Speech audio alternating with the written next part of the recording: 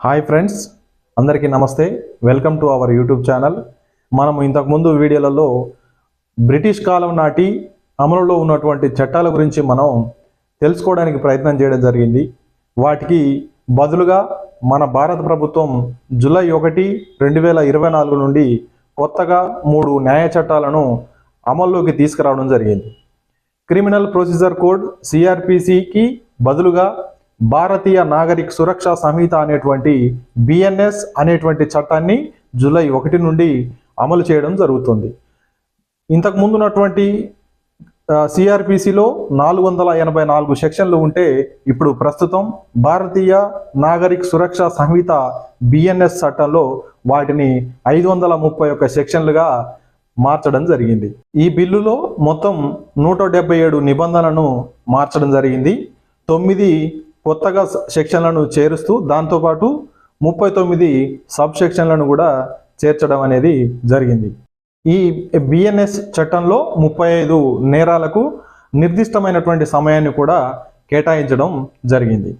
మరొక చట్టం భారతీయ న్యాయ సంహిత బిఎన్ఎస్ ఇండియన్ పీనల్ కోడ్కు బదులుగా భారతీయ న్యాయ సంహిత అనేటువంటి చట్టాన్ని తీసుకురావడం జరిగింది జూలై 1, 2024 నుండి. ఐపీసీ సెక్షన్స్లలో 511 సెక్షన్లు ఉంటే భారతీయ న్యాయ సంహితలో 350 సెక్షన్లుగా వాటిని కుదిస్తూ ఈ యొక్క చట్టాన్ని తీసుకురావడం జరిగింది. కొత్తగా ఈ చట్టంలో 20 నేరాలను చేర్చడం జరిగింది.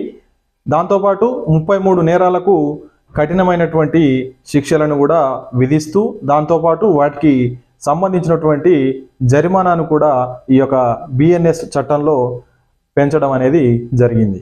మరొక చట్టం ఇండియన్ ఎవిడెన్స్ యాక్ట్ స్థానంలో భారతీయ సాక్ష్య అధినియం అనేటువంటి చట్టాన్ని రూపొందించారు. జూలై 1, 2024 నుండి ఈ చట్టాన్ని కూడా అమల్లోకి తీసుకురావడం జరిగింది. దీనిలో 177 సెక్షన్లు ఉన్నాయి. ఎవిడెన్స్ యాక్ట్ స్థానంలో తెచ్చినటువంటి సాక్ష్య అధినియంలో మొత్తంగా 24 సెక్షన్లను పూర్తిగా మార్చడం జరిగింది. ఈ చట్టాలలో బ్రిటిష్ కాలం నాటి పదాలను తొలగిస్తూ భాషను ఆధునీకరించడం జరిగింది. అలాగే మారుతున్నటువంటి కాలానికి అనుగుణంగా వచ్చినటువంటి ఈ చట్టాలను మనం తెలుసుకోవాల్సిన అవసరం చాలా ఉంది. ఆ చట్టాలకు అనుగుణంగా మనం లోబడి ఎలాంటి నేరాలు జరగకుండా మన వంతుగా మన కృషి అంటూ చేస్తూ ప్రతి ఒక్కరికి కూడా అవగాహన కల్పిస్తూ మనం ఉండాల్సినటువంటి అవసరం కూడా ఉంది. ఇలాంటి మరింత ఇన్ఫర్మేషన్ కోసం మన ఛానల్ని చూస్తూనే ఉండండి. రోజొక సెక్షన్ గురించి, కొత్తగా వచ్చినటువంటి న్యాయ చట్టాల గురించి, రోజొక సెక్షన్ గురించి మనం ఎంతో కొంత తెలుసుకుందాం. Thank you friends. Thank you for watching.